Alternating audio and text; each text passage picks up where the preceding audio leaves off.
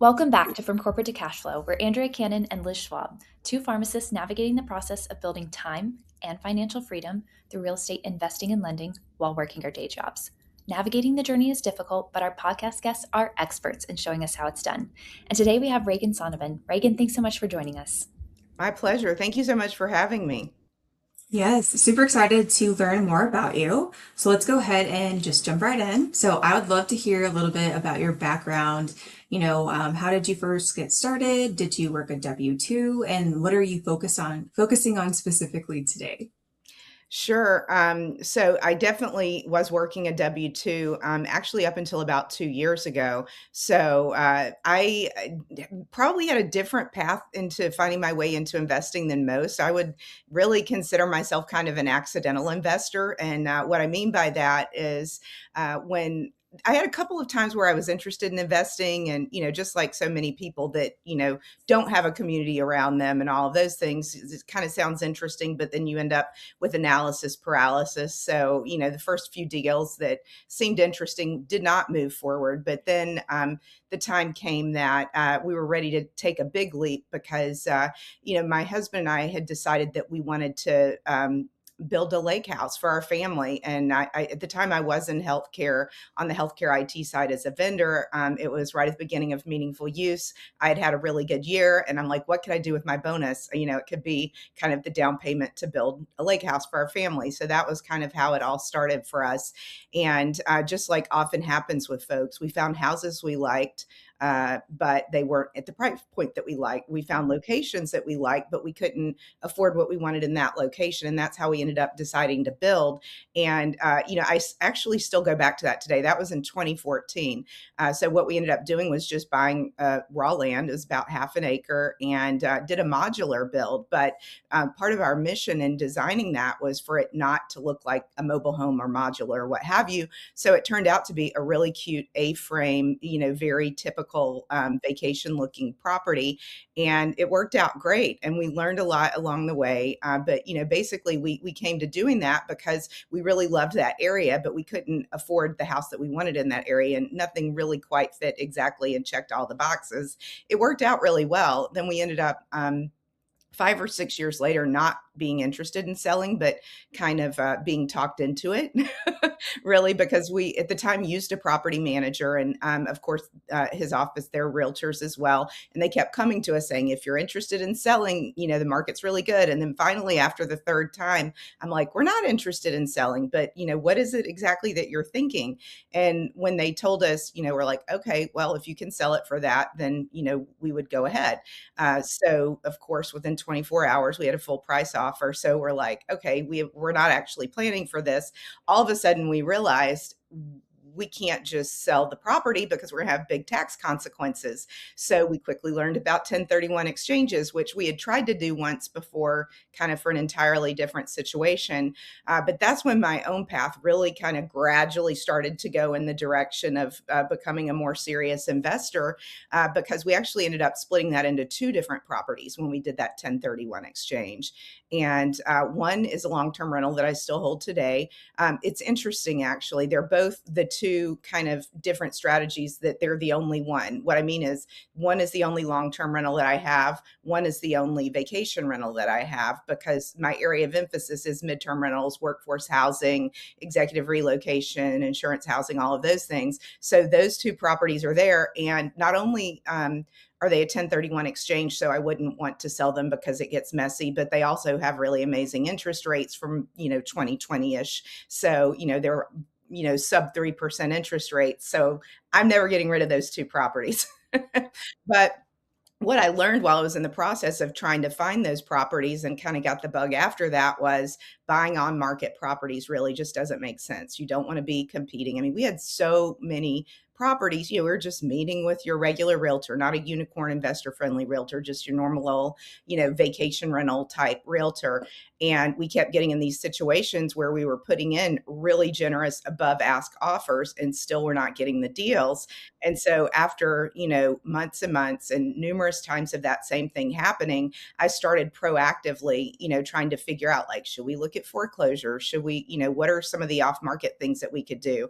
And, it definitely took me a while before I found my way to the community, but eventually I did, to the creative finance community. But I knew that, what I was doing just wasn't working, and we needed to approach it differently in order for it to, for the math to math. Right. And so that's kind of what happened gradually over time. But kind of going back to the beginning of the conversation, I was still at my W-2 for, 2 or 3 years before finally deciding to make that leap and go full time. So, what was interesting for me is when I did get kind of more seriously into real estate at that point, I kind of rediscovered a niche that I had focused on earlier. When I was younger, I wasn't even thinking about being an investor, and that's midterm rentals or corporate housing, different term depending on who you're talking to. But oddly enough, when I was in grad school in the late 90s, I was in hospitality at that time, but I needed to work day hours, office hours basically, while I was going to class at night. So I kind of took a little hiatus and a little bit of a right turn from hospitality into the corporate housing business. So I spent about a year and a half, 2 years in that space in the late 90s. Never imagined that I might come back into the space later. And that's this really weird roundabout way that I kind of found myself to where I am now. Yeah, no, that's a, excuse me, a super good overview, like very good. So thank you for that. I do have a question though, because you mentioned you were in IT, correct? Well, I Previously? was in the sales and marketing side. So I worked for a healthcare IT vendor. So I wasn't a clinician. I wasn't a technical person. I was a marketing person that helped people see how solutions could help the problems they had. Gotcha. Perfect. And so I know you mentioned that eventually you left that job to focus more on real estate, right? So what made you actually take that leap of leaving your W-2 to focus more on real estate? Well, it was not when I was in IT that I left. I was actually in the nonprofit space at that time. So when I found my way back into midterm rentals in 2022 is when I made that little curve of my journey. I was still at my W-2 solidly, and it was very much a side hustle. Of course, as everyone does, I started with one property, then that became two. And all of a sudden, within a year, I had five, and it was going very well. And I continued doing that on the side. My first step was to go part time. So I did that for better part of a year, maybe even a little bit longer. It was kind of like on and off with that. But, I was fortunate that I had a good bit of flexibility in that regard through my employer at the time. But eventually, the time came where I realized, like, I'm really putting more and more emphasis on investing. I'm really enjoying doing this.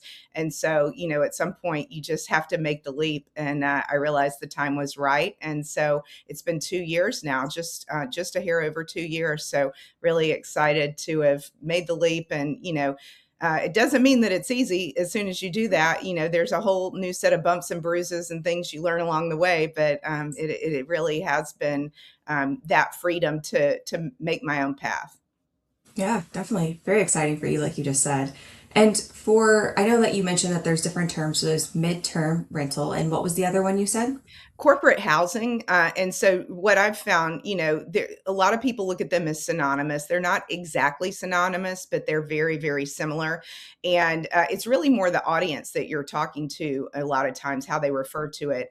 Investors tend to refer to it as midterm rental. People that, are on the corporate side, or like real corporate housing operators, would always refer to it as corporate rentals or temporary housing or corporate housing. So definitely different terminology that's used. And there's a lot of, just like anything, different kind of lines of business even within that. But at its core, really what that is it's not your typical long-term rentals. They're generally furnished, but not always. And we serve households in transition. So sometimes it's people that have been displaced due to an insurance claim. Sometimes it's an executive, a family that's relocating with their company for work. Sometimes it's consultants. Sometimes it's workforce housing. We actually do work with the government as well. We're on the GSA multiple awards schedule. So we work with government employees, Department of Defense, other departments as well. Wow, okay, that's a lot. And is there like a formal definition for midterm rentals, right? Because I know with short-term rentals, you have, with the tax code, a definition of what that qualifies for the duration of stays, right? What does that look like with midterm? Sure. Kind of the loose, rule, if you will, or guideline is that it's a month and up. Our average stay is around 3 to 4 months, and we get folks all along the spectrum. So there are plenty that are 1 month stays. One of the things that's really common within corporate housing and midterm rentals is that you'll have a lot of your stays extend. So we find that pretty close to 75% do extend. So, you manage your calendar a lot differently for that. But so that's the technical definition of it.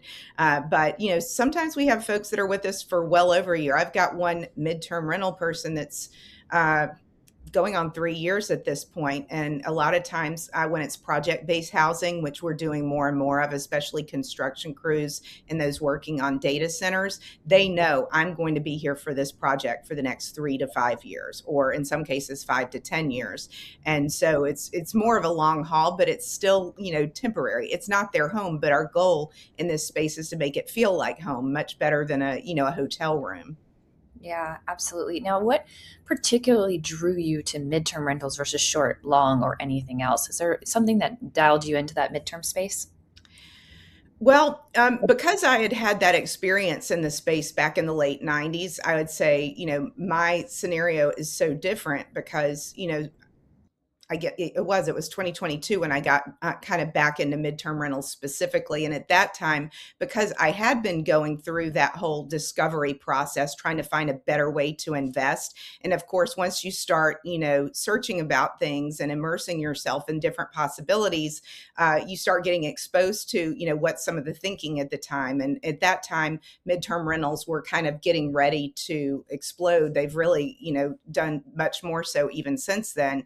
And so, when I was exposed to that, for me, it wasn't like, oh, wow, this is amazing. It was like, oh, of course it's amazing. It was amazing back then, except I could do it myself now instead of, working for somebody else and doing it. So I understood the foundational logic and why it was a really good business model. And I had lived at that point the realities of dealing with vacation rentals. I mean, of course, there's a lot of thoughts about where that business is going, but no matter how you look at it, it's very high maintenance. It can be very stressful, even with a property manager, or if you have kind of a partially managed model. But I knew that that was not what I was up for dealing with, whether I had a W-2 or not. Yeah, totally understandable with that.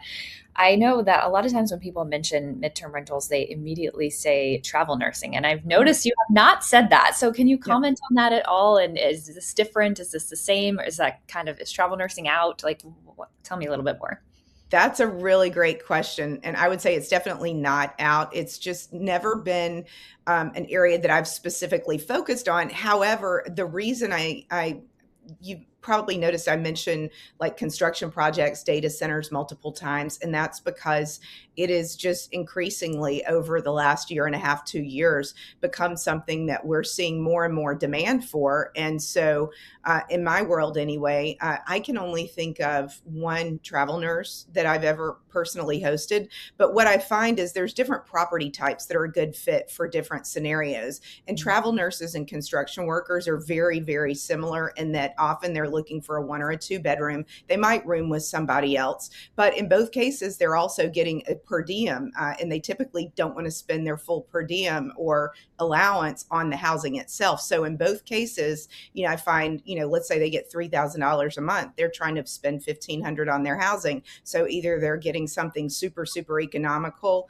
or maybe they have to spend a little more than that, go closer to the 2,000 or up mark, or they do a roommate scenario. But just the realities of the locations where my properties are, I've specifically sought out properties that are close to large construction projects. So that's what my properties have tended to be filled with to a large extent, or at least the newer properties. Now, some of my, longer term properties have been more corporate relocation and insurance, but a lot of times the specs of the property kind of dictate who will be staying there. So when I first got back into midterm rentals, I was 100% focused on single family homes, which tended to be more corporate relocation and insurance housing. housing, because it's more of the, standard issue 3 bedroom, 2 bath type property, which doesn't lend itself as much to construction workers or to travel nurses. So you tend to find a lot more, 1 and 2 bedroom requests for those. That makes a lot of sense. And tell me about advertising for your midterm rentals. Like I've obviously heard of Airbnb, I've heard of Furnished Finder. Are you utilizing those? Are you utilizing a completely separate platform? Tell me a little bit more about that. Sure. It's definitely a relationship business. And so it's really, I'm on both of those, by the way. So Airbnb, I mean, like if you're not putting a property on Airbnb, even if it is a monthly rental, then you're really missing a lot of opportunity. But we have a lot of places that we list our properties, and so we kind of have both push and pull as far as how we're getting the demand for the properties. So Airbnb, but also Zillow, and yes, 100% Furnished Finder. There are some properties we don't list on Furnished Finder, just depending on the specs of the particular property, but most of them we do. And then aside from those, we have just a lot of existing relationships. There are agencies, and both on the insurance and the corporate relocation side, where we get housing requests on a daily basis. So all in, I mean, it definitely fluctuates, but it's not unusual that we might get 50 housing requests on a daily basis. So it's a matter of matching the requests with the properties that you have. And so one of the things that we've been doing for some time now, and that's why, we're nationwide. So I don't have properties everywhere nationwide, but in the corporate housing space, new setups or on-demand housing are a really big emphasis. And so if we have a particular client that has a need in an area, we maintain a database of properties. So, if you have properties, you could put them in our database. And if we happen to have a matching housing request, we'll check in with you and see if your property is available. But if we don't already have something, then we'll go, get a lease specifically for that particular request for that client. So, we might get a construction company that has a crew going out. We have that happen all the time. And they've got 14 guys that they're housing for the next 6 months on this project. So we'll go get those properties, get them furnished, and do it that way. So it's a really flexible business model, but it's also not for everyone, because it's much more high maintenance. There's a lot more involved. So, you hear about people being tired landlords. If you can't handle long-term rentals, you certainly cannot handle midterm rentals. That definitely makes sense. I have some follow-up questions to that. So I've heard of the insurance housing, right? But I'm definitely not an expert. So can you help us understand, like, how do you even get connected to that aspect? Sure. Many of the insurance housing agencies have forms that you can fill out on their website just to submit your properties. And so you do that. Just like I'm saying, we have a database. It's kind of the same thing. You just put the property in there. And once you do that, if you've only got one property or a couple of properties, you might not hear back for a really long time because, I find that they tend to put a fair amount of emphasis on operators that they know have a significant inventory, because there's a lot of time that goes into sourcing the right property for that.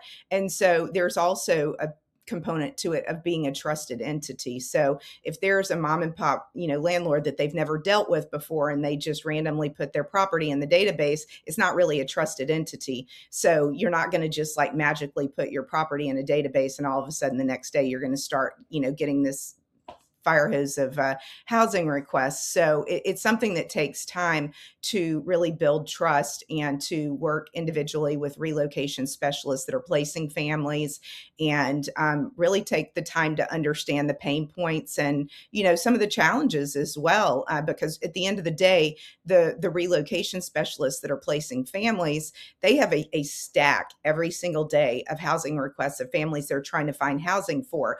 And so as a landlord, as an operator, if you can make their life easier and help them solve those ones they've been having a hard time placing, I mean, and that's one of the ways that we really kind of eventually started to get a lot of success in dealing with insurance housing, is like, bring us your challenging ones, and I am not kidding when I say I've had families that have had 6 huskies, or 2 pit bulls, a snake, and a cat, or a parrot.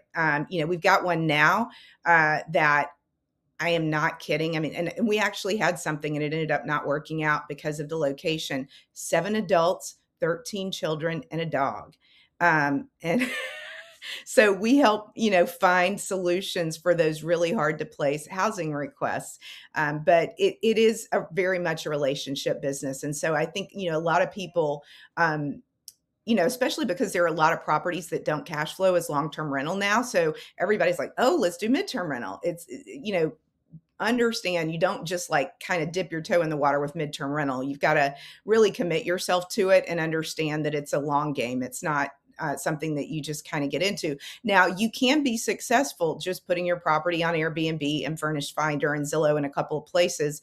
Maybe you'll get 80% of where you need to be. But if you really want to have a solid business model, it's something you need to commit to.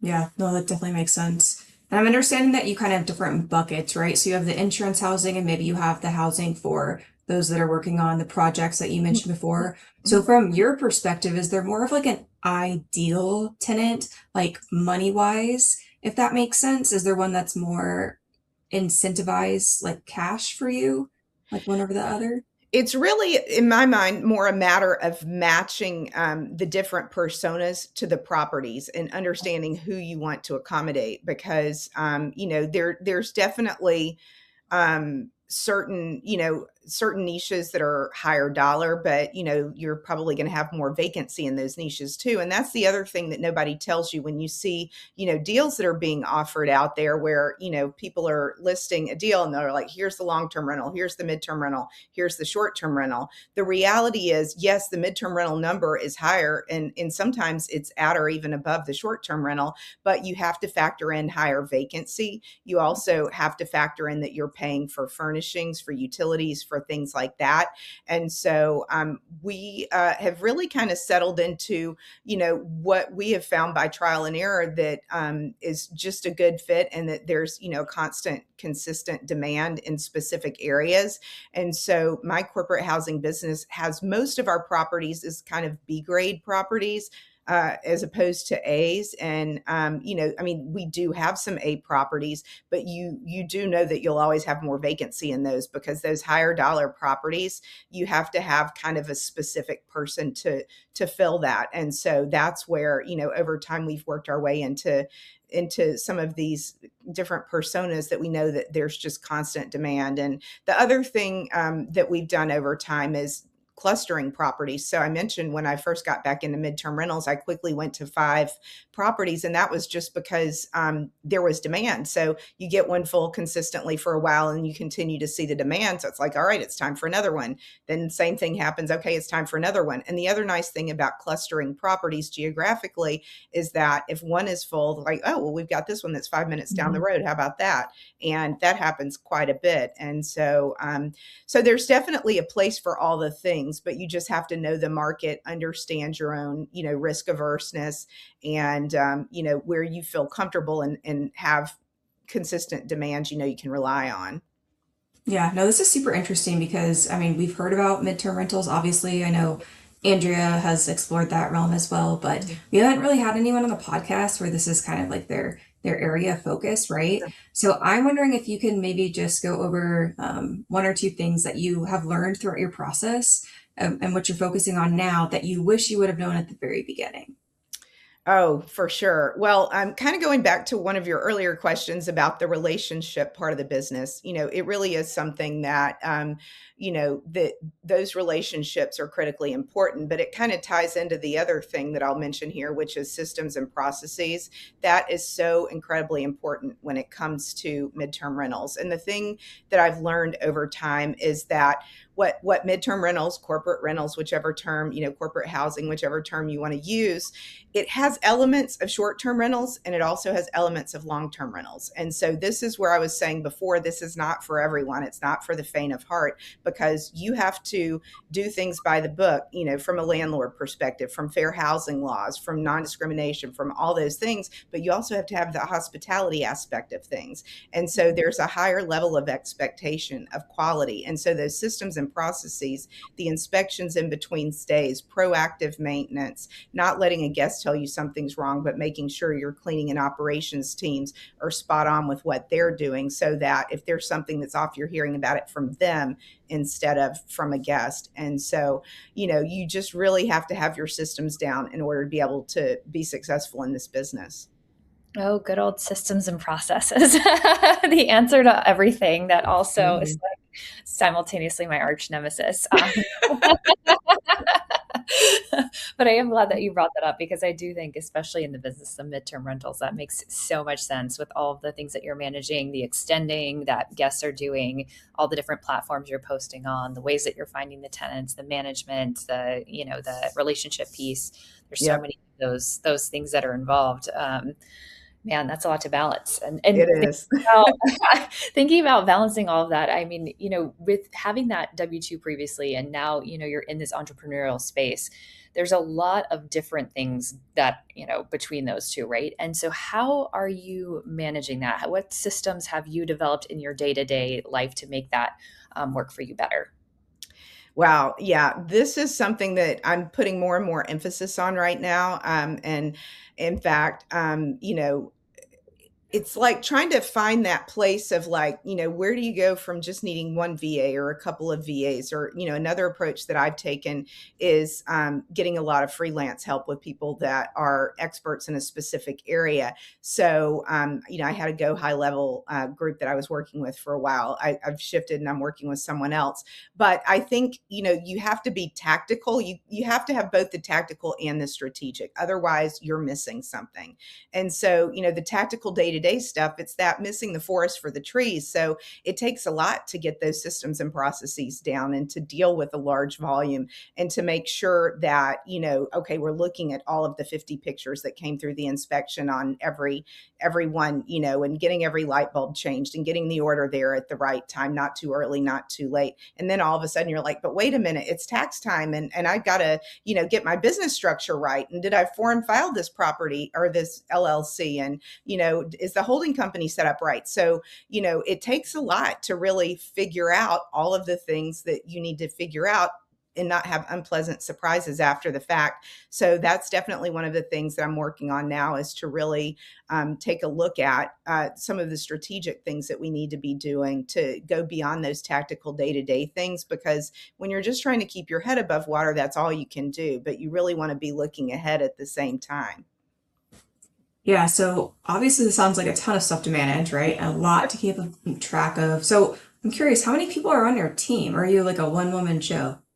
Well, that's an interesting thing because when I get this question, the answer is, I mean, like if I sit there and I think about it, it's probably around 20 people, but it also changes because, like I said, I really have embraced this approach of having, specific people that do specific things and also in specific geographies. So I have a team in Texas, I have a team in Indiana, I have a team in the northern suburbs of Chicago, I have another team in the west suburbs of Chicago, and I've got another team in Florida and another team different ad hoc properties that we end up adding. We're looking at some things in Michigan now as well. And so you really have to have tactical operations teams in place in each of those geographies where you operate. And kind of back to the systems and processes, you should never ever have one cleaner, one handyman, one plumber. You've got to have a backup and probably a backup to the backup for everything, because inevitably whatever you don't have a backup for is what's going to go wrong. So that Yeah. goes back to that piece of it because, and there's so many other little things too that, it's like, we utilize a lot of smart home technology, but we also have to dial it down sometimes because, what about in the recent bad, weather and the snowstorms and all of a sudden batteries go like that and your smart lock's not working anymore? Do you have a backup lockbox somewhere? So you have to think through all of those things. Yeah, that's a lot. Just thinking through this, like, wow, that is actually a ton to have to manage. So, roughly, like, how many properties do you all have in your database? In the database, we're probably closer to 500 now. But if there's any appeal I have to anyone that's listening, if you're an investor and you have properties, put them in our database. And the reason I say that is because If you don't, then we're probably not going to have an opportunity to let you know when we have matching housing requests, because what ends up happening is it happens one of two ways. A lot of requests we just simply can't fulfill because we don't have something, and we don't have the capacity to really proactively go out and find something for every single request. And so a lot of times people will say, oh, I have this property, but I have a lease for another 6 months. Well, you're not going to remember that 6 months later to come back and put it in the database. So go ahead and put it in. It takes, not much more than 5 minutes. And then that way we'll have it in our database. So when we get a matching request, we can look and say, oh, okay, Andrea's property is available. So let's see, if she wants to rent it to us. And the cool thing is, it can be furnished or it can be unfurnished, because, we can get properties furnished with rental furniture, or, purchase furniture, depending on the scenario. But so, that it is not what it could be. There, a lot of times we're having to go out and find properties. And then we work with a lot of property managers. So those are not actually in our database. When I say property managers, I don't mean like the type that manages, 100 people's homes. I mean like property management companies that have, 50 apartment complexes across 10 states, that kind of thing. And so once we build those relationships with those property managers that have apartment complexes, it makes it really easy to work with them across other states. So we've got that kind of on our list as our quick and easy go-to. Like, okay, we need a 3-bedroom in Rochester Hills. Fine, here they are. And it becomes about efficiency at some point, because the fire hose of requests is constantly coming in. And so it's like, those ones that are kind of harder to get to, or they're only 30 days, or, whatever the case may be, it's about efficiency to be able to get to all of it. Yeah. Wow. So obviously you have a huge wealth of knowledge in all of this, right? I think it's so interesting because, like I said before, we haven't really had someone on the podcast that had this particular area of interest. And so I love hearing about all these different things and just your advice on all these. So thank you for that. Of course. So I want to shift gears just a little bit because I love to hear everyone's advice. I said this before, it's like my favorite question to ask when I'm getting people's advice on different things, because I love to hear everyone's perspectives with their life experience. So thinking about like even your daughter or someone that's like newer to like their financial independence journey, what type of advice would you give someone that's newer to their financial independence journey in about 30 seconds about like just anything about how to go about it, or best strategies, or how to even start? Sure. The biggest single thing I would, well, two. Number one, don't go it alone, because you will be doing that for a very, very long time, and you will make a lot of mistakes, and it's a lot harder. So putting a good community around you where you can learn from each other, where you have people that you can count on, that's absolutely massive. And number two, just start early. I wish I had started much earlier, not only just in investing itself, but in strategies like infinite banking, things that you can do to build wealth. And, when I think about some of the things I do today, and I'll occasionally mention to someone else, whether it's, fractional investing or using my directed IRA to invest in things, they're like, wait a minute, what are you talking about? And so really putting yourself in the rooms with people that can kind of make your mindset bigger and can expose you to things. And it doesn't mean you're going to do all of the things. You don't want to get shiny object syndrome, but you do want to at least know they exist and decide what might work for you. Yeah. Yeah. I love that. That's a really good piece of advice. And getting started in those rooms earlier and younger, man, that's so key. Mm-hmm. And so, yeah, I mean, I think I don't know anybody who doesn't wish they had started sooner. So if you're listening to this and you haven't started, here's your little reminder to go ahead and get started on something that's interesting to you related to investing and your financial independence journey. I love that we started off this podcast learning about how you got into real estate, and it had to do with your family and your lake house and really just wanting to spend time with your family. And so wondering, as we're talking all about these ways that you're making money and you're building this amazing business, if you have any upcoming bucket list travel or adventures that you're looking forward to in the process. Wow. Well, it's funny because at first I'm like, well, no, not really. But then actually there are a couple of things. So number one, spring break, we're actually going on a college tour visit with my younger daughter. So that's exciting. So we're not really going anywhere new and exciting and exotic and different, but that's a whole different experience and just so much fun. And, over the course of that week, we'll go to 4 campuses that, have some large, some small, some urban, some suburban, some SEC, some Big Ten, a little bit of everything. So that's exciting, from that perspective. But actually, the other thing that I think of as far as that goes is my older daughter will be spending next year in Germany. So on an exchange program, she's a student at Milwaukee School of Engineering, and there's an engineering school in Germany that they've had a long partnership with. And so I don't know exactly what that's going to look like yet, but I'm confident that I'll be across the pond a few times next year, partly because my younger daughter's spending part of the summer in Greece. And so we may do a little piggyback trip with that. And then, maybe a couple of times while my other daughter's in Germany. But a lot of my big travel is behind me. But then I also think about, and I know, Andrea, you were in Africa not that long ago. I had a really big trip to Africa planned long time ago that hasn't happened yet. Again, I'm hoping maybe in the next 10 years, but I got pregnant with my older daughter. And so I couldn't take the malaria shot. So we ended up going to Antarctica instead. So I've had some fun things in the past, but some fun ones, still coming up. I would love to join your family. It sounds like you have a lot of cool things coming up. Like, wow, how cool! Like Germany. You said Greece, is that right? Grace. Yep. Wow, like what? Yeah. So if you would like to adopt another older daughter, I would love to go on those adventures with you. That's very exciting.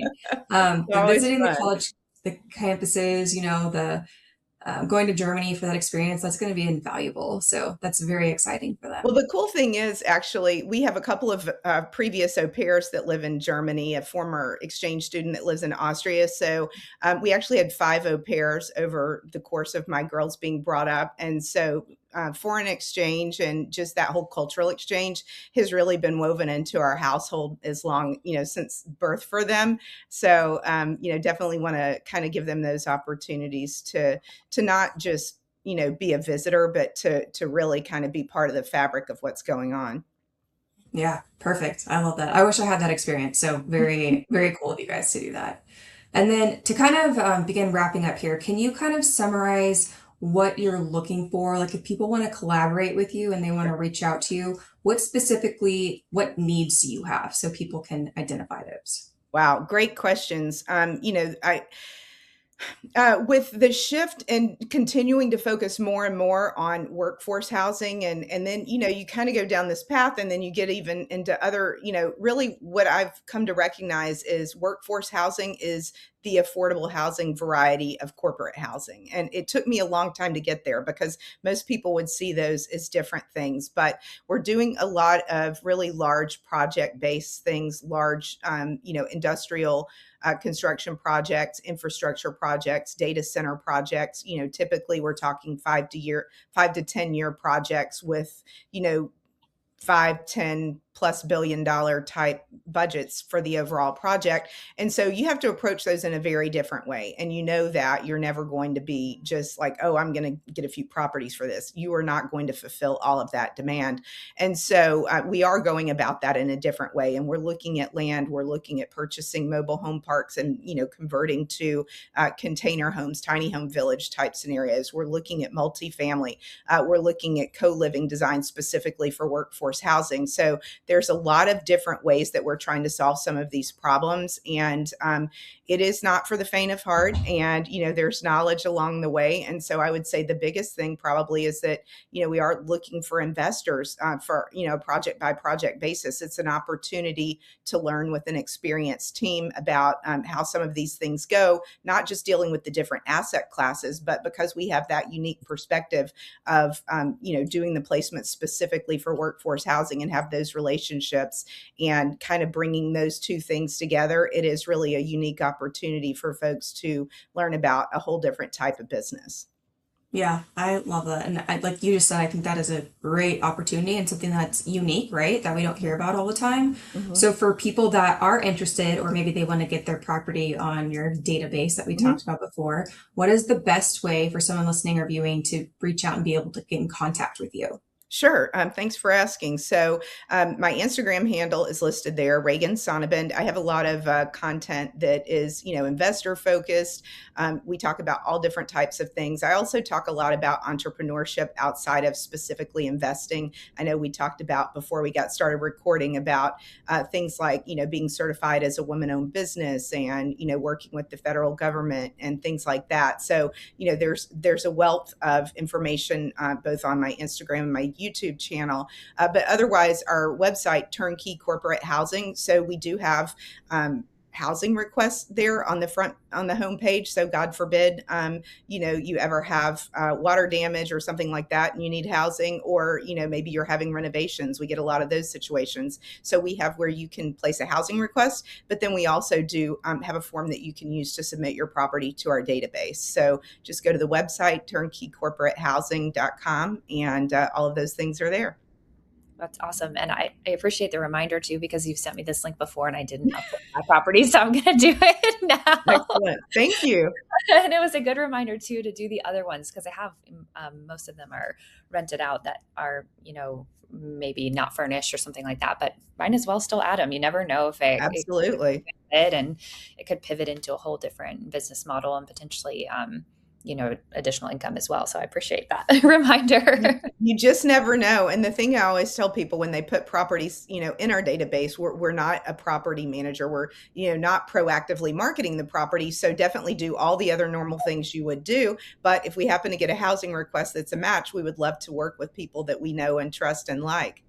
Yeah, absolutely. And it's nice to have just another way that you could potentially fill the house. And so, like I said, Hmm. really good reminder. I'm going to be doing that this weekend. So Thank thank you. you for that. Perfect. And it was so nice to learn from you, because I know you and I have gotten a chance to chat several times, and I've Mhm. always appreciated those interactions. But it's nice to have you on to be able to share with other people your journey. And I think it's, you say it's maybe not like other people's. I feel like there was a lot of things that were super relatable in this. You had this, corporate IT Mhm. marketing side of your job, with the healthcare component, and then kind of dabble in, and you want to get into it because of your family. I mean, I think I've talked to probably a bunch of people who wanted to just buy a vacation home, and that was the Mhm. thing that got them into something like this. So I think it's more relatable than you think, and I really Well, appreciate yeah. sharing your journey. And Thank so you for inviting me. yeah, definitely. And so, with that, thanks everyone for listening to this week's episode of From Corporate to Cashflow. We will catch you next week. Hey, it's Andrea. Thanks so much for listening to this episode. If you liked it, I'd love it if you hit subscribe. Thanks so much.